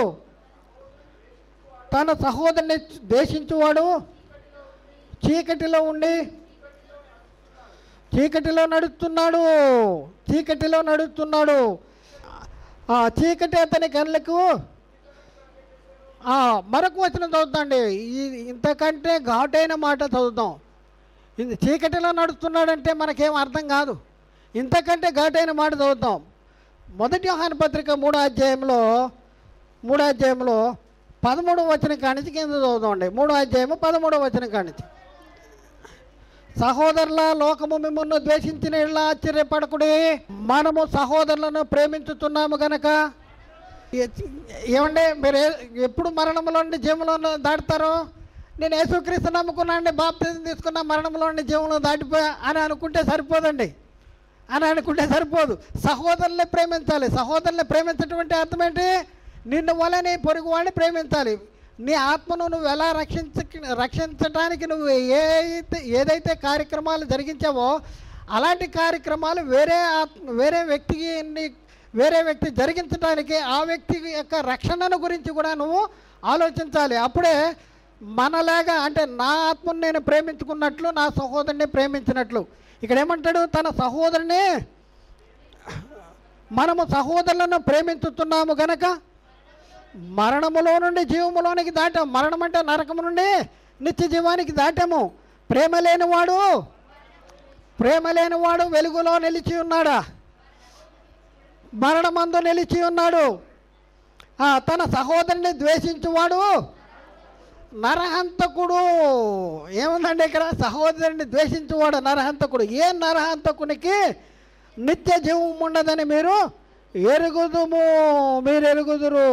ఆయన మన నిమిత్తము ప్రాణము పెట్టాను గనక దీనివల్ల ప్రేమ ఎట్టిదో తెలుసుకొనుచున్నాము. మనమును మన సహోదరుల నిమిత్తము మనము ప్రాణం పెట్టబద్దనమై ఉన్నాము అంటాడు. సహోదరులని ప్రేమిస్తున్నామా? సహోదరుని ప్రేమిస్తే ఏం చేయాలి? ఒకసారి ఆలోచన చేయండి. దేవుడు మనల్ని ప్రేమించాడు, మన కోసం తన సొంత కుమారుడైన యేసుక్రీస్తుని బలిగా అర్పణగా అర్పించాడు. యేసుక్రీస్తు మనల్ని ప్రేమించాడు, మన కోసం తాను బలిగా అర్పణగా దేవునికి అప్పగించుకున్నాడు. ఇప్పుడు ఉన్న పరిస్థితుల్లో మన బాధ్యత ఏంటి? ఈ బాధ్యత ఏంటో నీకు తెలవకూడదు. ఇదే సాతాను ఉద్దేశం అండి. ప్రభు అనండి, దేవుడు అనండి, అంతేగాని అసలు మన పని ఏంటో మనకు తెలవకుండా చేసేటటువంటి పరిస్థితి మరి అపవాది కలిగిస్తూ ఉన్నాడు. చాలా అప్రమత్తంగా ఉండవలసిన అవసరం ఉన్నది, చాలా అప్రమత్తంగా. మరి ఏం చేయాలండి? ఒక వ్యక్తి రక్షించబడాలంటే ఏం చేయాలి? మనం ఏం చేయాలండి? ఏం చేయాలి? ఎప్పుడు రక్షించబడతాడు? నమ్మి బాప్తిజం పొందినవాడు, మార్కు 16:16 ఉందండి, నమ్మి బాప్తిజం పొందినవాడు రక్షించబడును. అంటే రక్షించబడాలి అంటే బాప్తిజం పొందాలి. బాప్తిజం పొందాలంటే ఏం చేయాలి? నమ్మాలంటే ఏం చేయాలి? వినాలంటే ఏం చేయాలి? చెప్పేవాడు కావాలి. అంటే చెప్పేవాడు కావాలి, చెప్పాలి, చెప్పబడింది వినాలి, విన్నది నమ్మాలి, నమ్మిన తర్వాత బాప్తిజం తీసుకోవాలి. అంటే మనము ఒక వ్యక్తిని రక్షణలో తీసుకురావాలంటే ఎన్ని పనులు ఉన్నాయో చూడండి. మనం ఎన్ని పనులు ఉన్నాయి? చెప్పాలి, వినిపించాలి, వినిపించింది నమ్మించాలి, నమ్మిన తర్వాత బాప్తిజం తీసుకోవాలి. అందుకనే బైబిల్లో రాయబడిన మాట ఏంటంటే, రోమాపత్రిక 10:15 అక్కడ ఏమనుందంటే, ప్రకటించు వారు పంపబడని ఎడల ఎట్లు ప్రకటించెదరు, ప్రకటించు వారు పంపబడని ఎడల ఎట్లు ప్రకటించెదరు, ఇందు విషయమై ఉత్తమమైన వాటిని గూర్చి సువార్త ప్రకటించు వారి పాదములు ఎంతో సుందరములైనవని వ్రాయబడి ఉన్నది. ముందు ఎవరు కావాలండి? ప్రకటించే వాళ్ళు కావాలి. అందుకనే యేసుక్రీస్తు, గమనించండి, యేసుక్రీస్తు రక్షణను సిద్ధపరిచిన తర్వాత ఆయన చెప్పిన మాట ఏంటంటే, శిష్యుల్ని పిలిచి చెప్తా ఉన్నాడు, మీకు రక్షణ సిద్ధపరిచాను, మీరు ఇంటికి వెళ్ళి పండుకోండి. పేతురు, నువ్వు చేపలు పట్టుకో, అయ్యాను అందరియాను చేపలు పట్టుకో, నువ్వు పలానా పని చేసుకో అని మాత్రం చెప్పలేదండి. ఏం చెప్పాడు ఆయన? యేసుక్రీస్తు మృతుల్లోని తిరిగి లేచిన తర్వాత శిష్యుల్ని పిలిచాడు, ఇప్పుడు నాకు పరలోకమందును భూమి మీదను సర్వాధికారము ఇయ్యబడి ఉన్నది అని చెప్పి, కాబట్టి మీరు వెళ్ళి సమస్త జనులను శిష్యులుగా చేయండి, తండ్రి యొక్కయు కుమారుని యొక్కయు పరిశుద్ధాత్మని యొక్కయు నామములో వారికి బాప్తిజం ఇచ్చుచు నేను మీకు ఏ సంగతులు ఆజ్ఞాపించునో వాటన్నింటినీ గైకొనవలనని వారికి బోధించండి. మీరు బోధించండి. ఏం బోధించాలి? ఏం చెప్పాలి చెప్పండి? ఏం చెప్పాలి? లోకంలో ఉన్న సంగతులు చెప్తా ఉన్నారు బోధకులు. లోకంలో ఉన్న సంగతులు, ఆయన ఎక్కడికి వెళ్ళాడంట, అక్కడ జరిగిందంట, ఆయన జరిగింది చెప్తా ఉన్నారు. లేకపోతే ఇంకో సంగతి. ఏ సంగతులు చెప్పమన్నాడు యేసుక్రీస్తు? నేను మీకు ఏ సంగతులు ఆజ్ఞాపించుతున్నో వాటన్నింటినీ బోధించండి అంటాడు. యేసుక్రీస్తు ఆయన రక్షణను సిద్ధపరిచిన తర్వాత ఆ బాధ్యతను ఎవరికి అప్పగిస్తున్నాడంటే క్రైస్తవులకు అప్పగిస్తున్నాడు, ఆయన శిష్యులకు అప్పగిస్తున్నాడు. మన ఇప్పుడున్న పరిస్థితుల్లో మన మీద ఆ భారం ఉంది, ఆ బాధ్యత ఉంది. చూద్దాం ఎక్కడంటే మార్కు 16వ అధ్యాయంలో, మార్కు సువార్త 16వ అధ్యాయము 15-16 వచనాల్లో మనం చూసుకున్నప్పుడు 15వ వచనంలో ఉంది, మీరు సర్వలోకమునకు వెళ్ళి సర్వ సృష్టికి సువార్త ప్రకటించండి. ఏం చెప్తున్నాడు? సువార్త ప్రకటించండి, ప్రకటించాలి. ఎవరు కావాలి? ముఖ్యంగా సువార్త ప్రకటన చేయాలి. మత్తయి సువార్త 28:18 కూడా మనం చూస్తాం, 18-19 చూసాం ఇప్పుడు మనం. కాబట్టి మీరు వెళ్ళి సమస్త జనులను శిష్యులుగా చేయండి అంటాడు. అయితే గమనించండి ప్రియులారా, ఇప్పుడు మీరు రక్షించాలి. ఇప్పుడు మనం రక్షించాలి. క్రైస్తవుడు బాధ్యత ఏంటంటే మనం రక్షకులం. ఈరోజు రక్షించాలంటే మనకి ఏదైనా కావాలి కదా. ఏమంటే ఒక కాలువలో కొట్టుకుపోతున్నాడు, లేకపోతే ఒక నూతులో దిగిపోయాడు ఒక వ్యక్తి, నూతులో ఉండి బయటికి లాగాలంటే ఏం కావాలి చెప్పండి? దారం కావాలా? దారం. మీరు దారాలు పట్టుకోండి అంటున్నాడు సాతాను గాడు. దారం పట్టుకోండి అంటాడు. ఏం కావాలి? సువార్తేమో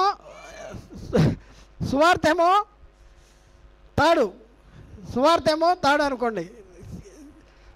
ఏది నూతిలో పడిపోయినా అని పైకి లాగాలి. సువార్తేమో తాడు అనుకుందాం, దారమేమో మరి దారం తీసుకురా అంటున్నాడు సాతాను గాడు. దారం తీసుకో చాలు అంటాడు. అంటే సువార్త కానిదానిది, సువార్త కానిది, భిన్నమైన సువార్త ప్రకటన చేస్తే రక్షణ వస్తుందా? రక్షణలోనికి వస్తామా? మారుమనసు వస్తుందా? పాపక్షమాపణ వస్తుందా? నిత్యజీవం వస్తుందా? రాదు. ఇప్పుడున్న పరిస్థితుల్లో రక్షించాలంటే ఏం కావాలి? మన దగ్గర ఏం కావాలి చెప్పండి? యుద్ధానికి వెళ్తున్నాం. యుద్ధానికి వెళ్ళినప్పుడు మనకేం కావాలి చెప్పండి? ఏం కావాలి? దేవుని వాక్యం అనే ఆత్మ ఖడ్గం కావాలా? ఖడ్గం కావాలి. రక్షణ అయిన శిరస్నానం కావాలి. ఇవన్నీ కావాలి. అయితే ముఖ్యంగా ఏం కావాలి? కత్తి కావాలనుకోండి. మరి ఇప్పుడు మరి యుద్ధానికి వెళ్ళేవాడికి ఏమో పలాంది ఉంది. ఒక వ్యక్తి కాలంలో కొట్టుకుపోతున్నాడని బయట లాగటానికి తాడు ఉంది. ఇట్లా రకరకాలుగా ఒక వ్యక్తిని రక్షించాలంటే శారీరకంగా మరి ఉన్నాయి. మరి ఇప్పుడు నేను ఎలా రక్షించాలండి? నేను రక్షకుడు అగ్నిలో నుండి లాగినట్టు కొందరిని రక్షించండి అంటే నేను ఎలా రక్షించాలి? అంటే రక్షించాలంటే ఇప్పుడున్న పరిస్థితుల్లో రక్షించటానికి దేనిలో శక్తి ఉంది చెప్పండి? దేనిలో శక్తి ఉంది? ఏది నువ్వు ధరించుకోవాలి, ఏది నువ్వు కలిగి ఉండాలి, దేన్ని ప్రకటన చేయాలి, ఏది ప్రకటన చేస్తే నువ్వు కొంతమందిని అగ్నిలో నుండి బయటికి లాగగలవంటే రక్షించడానికి సువార్త కంట రక్షణ కలిగి చేయడానికి గొప్ప శక్తి ఉందంట. చూద్దాండి రోమాపత్రిక 16వ అధ్యాయంలో మనం పరిశీలన 1వ అధ్యాయం 16వ వచనంలో అక్కడ చూసుకుంటే 1వ అధ్యాయం 16వ వచనంలో మనం చూసుకున్నప్పుడు అక్కడ మనం ఉన్న మాట, సువార్తను గూర్చి నేను సిగ్గుపడువాడను కాను, ఏలైనగా నమ్ము ప్రతి వానికి, మొదట యూదునికి, గ్రీసు దేశస్థునికి కూడా రక్షణ కలుగజేయుటకు అది దేవుని శక్తి. దేవుని శక్తి దేంట్లో ఉంది? సువార్తలో ఉంది. నువ్వు చేయాల్సింది పనేంటి? నువ్వు చేయాల్సిన పనేంటి? యేసుక్రీస్తు చెప్పాడు, నేను వెళ్ళిపోయిన తర్వాత పరిశుద్ధాత్ముడు వస్తాడు. పరిశుద్ధాత్ముడు వచ్చిన తర్వాత నేను మీకు ఏ సంగతిలో ఆజ్ఞాపించుతాను వాటన్నింటినీ జ్ఞాపకం చేస్తాడు. కాబట్టి మీరు వెళ్ళి ఇక్కడ సమస్త జనులను శిష్యులుగా చేయండి అంటాడు. చేయండి అని చెప్పి నేను మీకు ఏ సంగతులు ఆజ్ఞాపించుతానో వాటన్నింటినీ వారికి బోధించాలి. ఇప్పుడున్న పరిస్థితుల్లో మరి ఏం బోధించాలి, ఏం చెప్పాలి అనేసి మనం చూస్తే సువార్త ప్రకటన చేయాలి. ప్రియులారా, సువార్తలో ఏముందంటే రక్షణ కలిగి చేయుటకు దేవుని శక్తి. సువార్త ఎవరి దగ్గర ఉందండి? ఎవరి దగ్గర ఉందో సువార్త? ఎక్కడుంది సువార్త? బైబిల్లో సువార్త ఎక్కడుంది? ఈ 66 పుస్తకాల్లో సువార్త ఎక్కడుంది? క్రైస్తవులు అనుసరించవలసిన చట్టం 66 పుస్తకాల్లో ఎక్కడుంది చెప్పండి?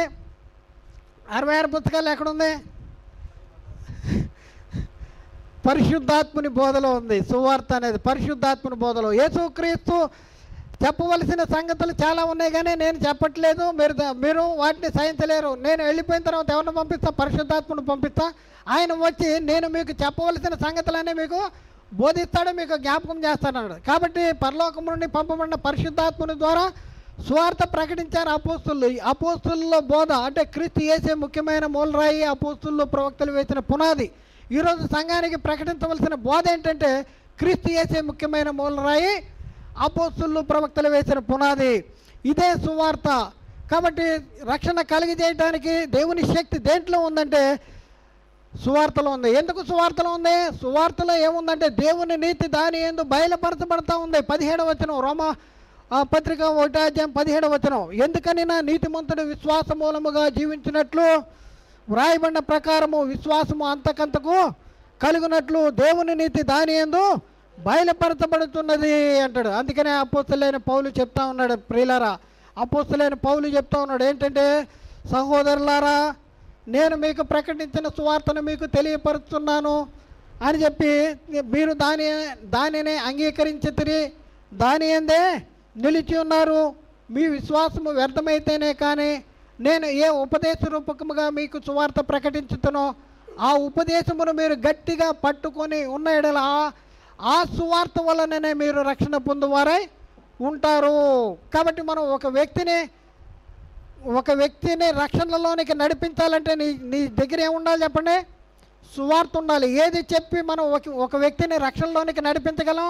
సువార్త చెప్పి రక్షణలో నడిపించగలం. 1 కొరింథీ పత్రికలో ఒకటో అధ్యాయంలో మనం 15 అధ్యాయంలో మనం పరిశీలన చేసుకుంటే 1 నుంచి 4 వరకు మనం చూసుకున్నప్పుడు 1 నుంచి 3 వచనాలు మనం చూసుకున్నప్పుడు, మరియు సహోదరులారా, నేను మీకు ప్రకటించిన సువార్తను మీకు తెలియపరుస్తున్నాను, మీరు దానిని అంగీకరించితిరి, దాని యందే నిలిచి ఉన్నారు. మీ విశ్వాసము వ్యర్థమైతేనే కానీ నేను ఏ ఉపదేశ రూపకముగా సువార్తను మీకు ప్రకటించుతును, ఆ ఉపదేశమును మీరు గట్టిగా పట్టుకొని ఉన్నాడేలా ఆ సువార్త వలననే మీరు రక్షణ పొందువారై ఉందురు. సువార్త వలన రక్షణ పొందువారై ఉందురు. ఇప్పుడున్న పరిస్థితుల్లో మరి రక్షించే శక్తి దేంట్లో ఉంది అంటే సువార్తలో ఉంది. ఇది ఇప్పుడు మన బాధ్యత ఏంటంటే అనేక మందిని రక్షణలోనికి నడిపించాలి. రక్షణలో నడిపించాలంటే మనం ఏం చేయాలి? ప్రకటన చేయాలి, వెళ్ళి చెప్పాలి, ప్రకటన చేయాలి. అందుకనే పౌలు చెప్తున్న మాట ఏంటంటే 1 కొరింథీ పత్రిక 1వ అధ్యాయం 18వ వచనంలో పౌలు చెప్తా ఉన్నాడు, సిలువను గూర్చిన వార్త నశించు వారికి వెర్రితనము కానీ రక్షించబడుతున్న మనకి దేవుని శక్తి అంటాడు. అలాగే 21వ వచనంలో కూడా దేవుని జ్ఞానానుసారముగా లోకము తమ జ్ఞానము చేత దేవుని ఎరగకుండినందున సువార్త ప్రకటనను వెర్రితనము చేత నమ్ము వారికి రక్షించుటకు దేవుని యొక్క దయాపూర్వక సంకల్పము అయింది. కాబట్టి ఏం చేయాలి? మన బాధ్యత ఏంటి? సువార్త ప్రకటన చేయాలి. దేనిలో రక్షించగలిగేటటువంటి శక్తి, ఆత్మను రక్షించగలిగేటటువంటి శక్తి దేంట్లో ఉంది చెప్పండి? సువార్తలో ఉంది. అందుకనే యాకోబు అంటున్నాడు 1:21లో, యాకోబు పత్రిక 1:21లో, అందుచేత సమస్త కల్మషమును విర్రవీగుతున్న దుష్టత్వమును మాని లోపల నాటబడి మీ ఆత్మలను రక్షించు శక్తిగల వాక్యాన్ని సాత్వికంగా అంగీకరించండి అంటాడు. సాత్వికంగా అంగీకరించాలి అంటే ఆత్మలను రక్షించే శక్తి దేంట్లో ఉందంటే వాక్యంలో ఉందండి. జ్వరం వచ్చిందనుకోండి, ఏం వేసుకుంటాం? డాక్టర్ దగ్గరికి వెళ్తే ఏమి ఇస్తాడు చెప్పండి? జ్వరం వచ్చింది, డాక్టర్ దగ్గరికి వెళ్తే వాటర్ బాటిల్ ఇస్తాడా? ఈ వాటర్ బాటిల్ తాగడం బెల్లు ఇస్తాడు, గోళీలు ఇస్తాడు, మందు గోళీలు ఇస్తే వేసుకుంటే ఏమవుతుంది చెప్పండి? వేసుకుంటే కాసేపటికి చెమటలు పట్టడం, మళ్ళీ మన బాడీలో కార్యసిద్ధి జరుగుద్ది. అయితే ఒక వ్యక్తిలో కార్యసిద్ధి జరగాలంటే, ఒక వ్యక్తి ఆత్మ రక్షించబడాలంటే, వ్యక్తిలో కార్యసిద్ధి జరగాలంటే ఏం కావాలండి? సువార్త, భిన్నమైన సువార్త, దుర్వార్త, ఏది కావాలి? ఏం చెప్పాలి? సువార్త చెప్పాలండి. ఎవరు సువార్త చెప్పట్లేదండి. మేము చెప్తున్నాం అనేవాళ్ళు కూడా రేడియోలో, టీవీలో చూస్తూ ఉన్నాం కదా. మేము సువార్త చెప్తున్నాం కదా, క్రీస్తు గురించి కానీ, క్రీస్తు ప్రేమ, క్రీస్తు బలియాగము, క్రీస్తు మరణము, క్రీస్తు పునరుద్ధానము, యేసుక్రీస్తు ద్వారా మనం పొందుకున్న మహిమ కానీ, కృప కానీ, పరిశుద్ధత కానీ, మరి మనం పొందుకోవాల్సిన జ్ఞానం కానీ ఇవేమీ చెప్పట్లేదండి. అంత కథలుగా చెప్తా ఉన్నారు. మరి వినేవాళ్ళకి కూడా మనకు అదే బాగుంటుంది, వినేవాళ్ళకే కూడా అదే బాగుంటుంది. కానీ అది వినటానికే బాగుంటుంది, కానీ ఆత్మనే రక్షించే వాక్యం మాత్రం కాదు.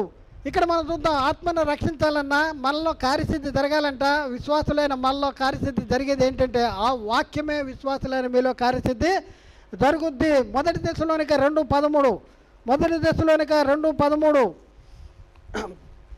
ఆ హేతువు చేత నేను ముగిస్తాను కాబట్టి కొంచెం జాగ్రత్తగానండి. ఆ హేతువు చేత మీరు దేవుని గురించిన వర్తమాన వాక్యము మా వలన అంగీకరించినప్పుడు మనుషుల వాక్యమని ఎంతక అది నిజముగా ఉన్నట్లు దేవుని వాక్యమని దానిని అంగీకరించితిరి కనుక మేమును మానక దేవునికి కృతజ్ఞతాస్తుతులు చెల్లించుతున్నాము. ఆ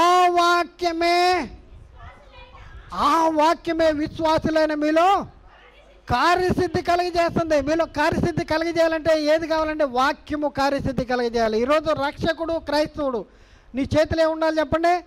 దేవుని వాక్యం అనే ఆత్మ ఖడ్గం ఉండాలండి. వాక్యం ఉండాలి, అది సువార్త ఉండాలి. ఎందుకు సువార్త కాకుండా? సువార్త అంటే అర్థమేంటి? సువార్త అంటే పౌలు చెప్తున్నాడు 1 కొరింథీ పత్రికలో 15వ అధ్యాయంలో మనం చూసుకున్నాం. 1 నుంచి 3, ఇప్పుడు 3 చూసుకున్న తర్వాత కింద చదివితే సువార్త అంటే ఏంటి అని చెప్పాడు. యేసుక్రీస్తు మన పాపముల నిమిత్తమే అప్పగించబడ్డాడు, మృతి పొందాడు, సమాధి చేయబడ్డాడు, లేఖనం ప్రకారం తిరిగి 3వ దినాన లేచాడు. యేసుక్రీస్తు మరణ, సమాధి, పునరుద్ధానము, ఇదే సువార్త. ఈరోజు ఇప్పుడున్న పరిస్థితుల్లో సువార్త యేసుక్రీస్తు ఎందుకు అప్పగించబడ్డాడు దీని గురించి చెప్పాలి. యేసుక్రీస్తు అప్పగించబడటం ద్వారా ఏమి ఒరిగింది? పాప క్షమాపణ జరిగింది. తర్వాత మృతుల్లోని తిరిగి లేవడం ద్వారా ఏం జరిగింది? మరణము నిరర్థకమైంది, జీవాన్ని అక్షయతను సువార్త వలన వెలుగులను తెచ్చాడు. కాబట్టి ఇప్పుడున్న పరిస్థితుల్లో సువార్త ఎందుకు నమ్మాలి అంటే, సువార్త విశ్వాసులైన మనలో కార్యసిద్ధి, సువార్తలో దేవుని శక్తి. చూద్దాం, సువార్త అంట జీవాన్ని అక్షయతను యేసుక్రీస్తు సువార్త వల్ల వెలుగులోనికి తీసుకొచ్చాడు. కాబట్టి ఇప్పుడున్న పరిస్థితుల్లో మనము దేన్ని ప్రకటన చేయాలి, దేన్ని వినిపించాలి, దేన్ని నమ్మించడం ద్వారా మరి వారిని ప్రభు దగ్గరికి ఎలా తీసుకురావాలి అనేసి మనం ఆలోచన చేయండి. రక్షకుడు ఏం చేయాలి ఆలోచన చేయండి. ఏం కలిగి ఉండాలి రక్షకుడు? దేవుని వాక్యమనే ఆత్మ ఖడ్గం కావాలి. ఇక్కడ మనకి సువార్త కావాలి. అందుకనే పౌలు నేను కన్నాను అంటాడు. దేని ద్వారా కన్నాడు? క్రీస్తు యేసునందు సువార్త ద్వారా నేను మిమ్మల్ని కన్నాను. సత్యవాక్యం వలన తన సంకల్పం ప్రకారము దేవుడు మనల్ని కన్నాడు అనేసి అక్కడ రాయబడింది. దేవుని వాక్యం అంటే అక్షయమైన బీజము, క్షయ బీజము నుండి కాదు, అక్షయ బీజము నుండి పుట్టింపబడాలి. ఇప్పుడున్న పరిస్థితుల్లో లోకంలో ఉన్న వాళ్ళు అక్షయ బీజము నుండి పుట్టింపబడిన వాళ్ళుగా ఉండాలంటే ఇప్పుడు నీ దగ్గర ఉన్నదేంటి నువ్వు గమనించావా? మనం ఏమనుకుంటున్నాం? కాగితాల్లో ఉంచుకుంటున్నాం. ప్రియులారా, మనం కాగితాల్లో కాదు, నువ్వే క్రీస్తు పత్రికగా మార్చబడాలి. ఇప్పుడు గమనించండి, ఒక వ్యక్తి రోడ్డు మీద వెళ్తుంటే యాక్సిడెంట్ అయిపోతే ఇమీడియట్ అంబులెన్స్ పిలుస్తారు. అంబులెన్స్ పిలిస్తే ఏం పెడతారు చెప్పండి? ముక్కుల్లో సిలిండర్ ఉంటుంది, అంబులెన్స్లో ఆక్సిజన్ పెడతారు. అపాయకరం, ప్రమాదంలో ఉన్నటువంటి వ్యక్తిని తక్షణం రక్షించాలంటే, బతికించాలంటే ఏం చేయాలి? ప్రమాదంలోనికి పూర్తిగా దిగకుండా ఉండాలంటే, చనిపోకుండా ఉండాలంటే ఇమీడియట్ ఆక్సిజన్ పెడతారు. ఇప్పుడు ఈ లోకంలో ఉన్న ప్రజలందరూ కూడా జీవిస్తున్న పేరు మాత్రమే మృతులుగా ఉన్నారు. వాళ్ళకి నువ్వు ఆక్సిజన్ ఎక్కించాలి, వాళ్ళకి నువ్వు వాసన చూపించాలి. ఏం వాసన? నీ దగ్గర ఉన్నది వాసన ఏంటి? జీవార్థమైన జీవపు వాసన. నువ్వు జీవార్థమైన జీవపు వాసనగా ఉండాలి. చూద్దాం చూడండి, ఈ వచనం చూసి మనం ఈ రోజుకి ముగిద్దాం. 2 కొరింథీ పత్రిక 2వ అధ్యాయము 14 నుండి 16 వచనాలు మనం చూద్దాం. 14 నుంచి 16 వచనాలు. మా ద్వారా ప్రతి స్థలమందును క్రీస్తును గురించిన జ్ఞానము యొక్క సువాసన. ఏ సువాసన ఉండాలండి? ఇద్దరు కలుసుకున్నప్పుడు ఏ సువాసన వస్తుంది? ఎవరి గురించి మాట్లాడుకుంటున్నారు? ఇద్దరు కలుసుకున్నప్పుడు సువాసన వస్తుందా లేదా? సువాసన వస్తుందా? వ్యక్తుల గురించి మాట్లాడుకుంటున్నారా? ఎవరి గురించి మాట్లాడుతున్నారు? చూద్దాం. రాజకీయాలు మాట్లాడుకుంటున్నారా? లోకాన్ని గురించి మాట్లాడుకుంటున్నారా? ఏం గురించి మాట్లాడుతున్నారు? అసలు మన నోటెమ్మట రావాల్సిన మాటలేంటి? ఏ మాట చెప్పాలి? ఇక్కడ మనం చూద్దాం. మా ద్వారా ప్రతి స్థలమందును క్రీస్తును గురించిన జ్ఞానం యొక్క సువాసన కనపరచుతూ ఆయన యందు మమ్మను ఎల్లప్పుడూ ఊరేగించుతున్న దేవునికి స్తోత్రములు. రక్షించబడి వారి పట్లను, నశించు వారి పట్లను మేము దేవునికి క్రీస్తు సువాసన ఉన్నాము. దేవునికి క్రీస్తు సువాసన. ఎవరెవరికంట? రక్షించబడి వారికి, నశించు వారికి దేవునికి క్రీస్తు సువాసన ఉన్నామంట. 16వ వచనంలో చాలా క్లారిటీ ఉంది. చూడండి, నశించు వారికి మరణార్థమైన మరణపు వాసనగా ఉన్నాం, రక్షించబడి వారికి జీవార్థమైన జీవపు వాసనగా ఉన్నావా? మీరందరూ చదివారు కదా? ఉన్నాము అన్నారా? మీరు అనుకున్నారా? ఉన్నావా? నువ్వు ఎలా ఉన్నావు? సువార్త ప్రకటన చేస్తున్నావా? అగ్నిలో నుండి లాగినట్లు కొందరినైనా రక్షిస్తున్నావా? రక్షించాలంటే ఏం చెప్తున్నావు? నీ నోట్లో ఉన్న మాట విలువ ఏంటో తెలుసా? మీ నోటిలో సువార్త ఉంటే ఆ సువార్త ఎతడి వ్యక్తి ప్రకటన చేస్తే దాని విలువ ఏంటో తెలుసా? మరణములో నుండి జీవములోనికి దాటింపగలవు నువ్వు. ఇప్పుడు రక్షించే కెపాసిటీ దేవుడు నీకు అప్పగించాడు. ఆయన వాక్యాన్ని నీకు ఇచ్చాడు, సువార్తను నీకు ఇచ్చాడు. ఈ సువార్తను నువ్వు చేయాల్సింది ఏంటంటే, సర్వలోకానికి వెళ్ళి సర్వ సృష్టికి సువార్త ప్రకటన చేయాలి. నమ్మి బాప్తిజం పొందిన వాడు ఏం చేస్తాడు? రక్షించబడతాడు. అంటే నీకున్న మహిమేంటో నువ్వు గుర్తించగలిగావా? ఆఖరిలో ప్రశ్నిస్తున్నా, మనకున్న మహిమ ఏంటో మనం గుర్తించగలిగామా? ఇక్కడ చూస్తే నశించు వారికి మరణార్థమైన మరణపు వాసనగాను, జీవించు వారికి జీవార్థమైన జీవపు వాసనగాను ఉన్నాము. మనం ఉన్నామా లేదా ఒకసారి ఆలోచన చేయండి. ఏం చెప్తున్నావు? నీ చుట్టుపక్కల అనేక మంది ఉన్నారు. ఏం చెప్తున్నావు? ఏం మాట్లాడుతున్నావు? వాళ్ళని ప్రభువులోని తీసుకురావాలని, ఆ నరకము నుండి తప్పించాలని, నిత్య జీవానికి వారసులుగా వాళ్ళని చేయాలని, వాళ్ళని రక్షించాలనేటువంటి ఆలోచన మనకు ఉందా?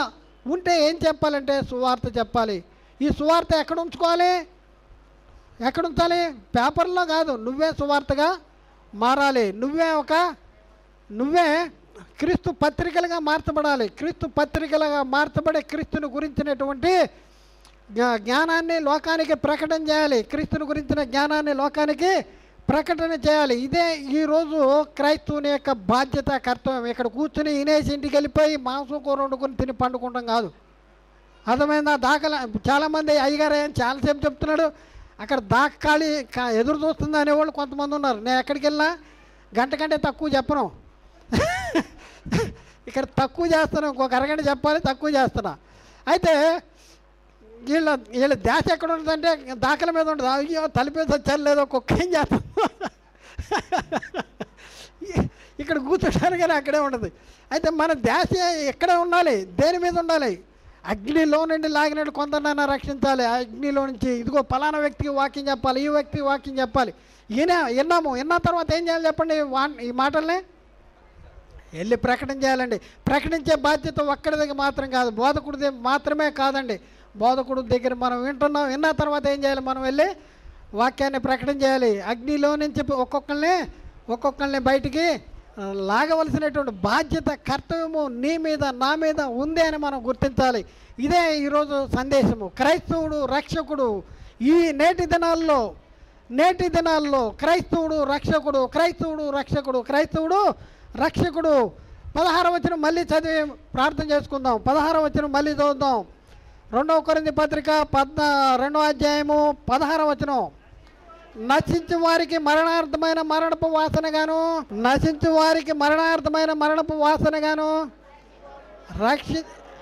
రక్షింపబడు వారికి జీవార్థమైన జీవపు వాసనగాను ఉన్నాము అనేసి మీరు చెప్పాలి. ప్రతిజ్ఞ చేస్తున్నారు. ఇప్పుడు మీరు ఎలా మీరు ఇప్పుడు మనం తెలుసుకున్నాం కదా, నేనే రక్షకుడినే. ఈరోజు మనోళ్ళు ఏం చేస్తున్నాడు? నేను రక్షకుడు పుట్టాడు అనేసి అక్కడ ఏం చేస్తున్నాడు? స్టార్ తగిలిస్తున్నాడు, పాకేస్తున్నాడు, ఇవన్నీ చేస్తున్నాడు. నువ్వే రక్షకుడు. గుర్తుంచుకుంటా. సాతాను ఏం చేస్తుంది? వేయండి, స్టార్ వేయండి, రక్షకుడు పుట్టాడని చెప్పుకోండి. దానివల్ల మీకు ప్రయోజనం లేదు. ఈరోజు రక్షకుడు ఎవరో నువ్వు గుర్తించగలగాలి. ఈరోజు రక్షకుడు ఎవరో గుర్తించగలిగితే నువ్వు వెళ్ళి నీ బాధ్యతను, కర్తవ్యాన్ని నెరవేరుతావు. నువ్వు భారం అనేది నీకు ఉంటుంది. కాబట్టి మనం ఏంటంటే ఏదో వింటున్నామండి, కూర్చున్నామండి, సతికిలు పడుతున్నామండి అనే కాడికే శాతం ఉంచుతున్నాడు. కానీ నేను రక్షకుడిని, నేను ఏదైనా చెప్పాలి అనేసి అయ్యగారు చెప్పింది రాసేసుకుని వెళ్ళి చెప్తామనేసి ఎవరికైనా ఉందా?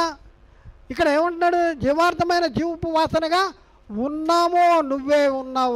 రక్షించాలి. ఎంతోమందిని చుట్టూ నరకానికి వెళ్ళటానికి ఫ్రాక్షన్ ఆఫ్ సెకండ్స్లో క్రీస్తులో లేని వాళ్ళు, క్రీస్తు రక్తంలో కడగబడిన వాళ్ళు నరకానికి వెళ్ళటానికి సిద్ధంగా ఉన్నారు.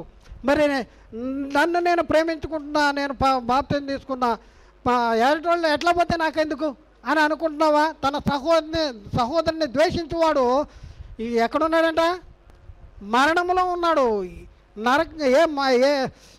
నరహంతకుడు అంట. ఏ నరహంతకుడికి నిత్య జీవం ఉండదని మీకు తెలియని అంటాడు. ఇప్పుడు మనం ఎలా ఉన్నాం చెప్పండి? నరహంతకులుగా ఉన్నామా? సహోదరుని ప్రేమిస్తున్నామా? ప్రేమిస్తే ఏం చేయాలి చెప్పండి? పరీక్ష పాస్ అవ్వాలంటే ఏం చేయాలో చెప్పుద్ది పాప. పరీక్ష పాస్ అవ్వాలంటే ఏం చేయాలి? చదవాలి. నువ్వు నరకం నుంచి తప్పించబడాలంటే ఏం చేయాలి? నేను బాప్తిసం తీసుకుని అయిపోయిందని నా పని, నాకు పరలోకం ఉండే అంటున్నాడు. ఎవరు చెప్పాడు? సహోదరుని ప్రేమించిన వాడు నరహంతకుడు. ఏ నరహంతకుడికి నిత్య జీవం ఉండదు. నిన్ను ఈరోజు సంఘానికి ఇచ్చిన ఆజ్ఞ ఏంటంటే నిన్ను వాళ్ళు నీ పొరుగు వాడిని ప్రేమించండి. ధర్మశాస్త్రం అంతా ఒక్క ఆజ్ఞలో ఇమర్చబడి ఉంది. మరి ఇప్పుడున్న పరిస్థితుల్లో నీ సహోదరుని ప్రేమిస్తున్నావా లేదా? ప్రేమిస్తే ఏం చేయాలి? సువార్త ప్రకటన చేయాలి. సువార్తలో దేవుని శక్తి ఉంది. రక్షణ కలిగజేయడానికి దేవుని శక్తి సువార్తలో ఉంది. అది దాచిపెడుతున్నావా? నువ్వు దాచిపెడుతున్నావా? నీకు ఇచ్చిన తలాంతును నువ్వు వాడుకోకుండా దాచిపెడితే తలాంతును దాచిపెట్టిన వాడికి ఏ గతి పట్టిందో నీకు అదే గతి పడుద్ది. కాబట్టి క్రైస్తవుడు ఇప్పుడైనా సరే జాగ్రత్త పడు. సాతాను నిన్ను మభ్య పెడుతున్నాడు. ప్రభువా స్తోత్రం స్తోత్రం అంటే సరిపోద్ది, చంద అయితే సరిపోద్ది, ఆదివారం చర్చికి వెళ్తే సరిపోద్ది అని అనుకున్నాను. బైబిల్ ఇంకా కఠినంగా మాట్లాడుతుంది నీ విషయంలో. సహోదరుని ప్రేమించిన వాడు నరహంతకుడు అంటాడు. ఏ నరహంతకుడికి నిత్య జీవము ఉండదు. కాబట్టి ఇప్పుడున్న పరిస్థితుల్లో నశించే వారికి జీవించే వారికి జీవార్థమైన వాసనగా ఉన్నాము అనే మనం ఇప్పుడు ప్రతిజ్ఞ చేసాం కదా, అలా జీవించడానికి ప్రయత్నించాలి. ప్రతి వాళ్ళు ఈ రోజు నుంచి ఒక కొత్త తీర్మానం చేసుకుందాం. నేను ఒక్కళ్ళైనా రక్షించాలి, నేను ఒక్కళ్ళైనా సరే ప్రభువులోనికి తీసుకురావాలి, ఒక్కళ్ళైనా సరే నిత్య అగ్ని నుండి లాక్కుని బయటికి తీసుకురావాలి అనేసి మనలో ప్రతి ఒక్కళ్ళు ఒక తపన ఆలోచన మనకి ఉండవలసినటువంటి అవసరం ఉంది. అట్టి కృప దేవుడు మన అందరికీ దయచేయనుగాక. దేవుడు మాట్లాడిన ప్రతి మాట ప్రతి ఒక్క హృదయంలో నీరుగట్టి ఫలింపు చేయనుగాక. ఆమెన్.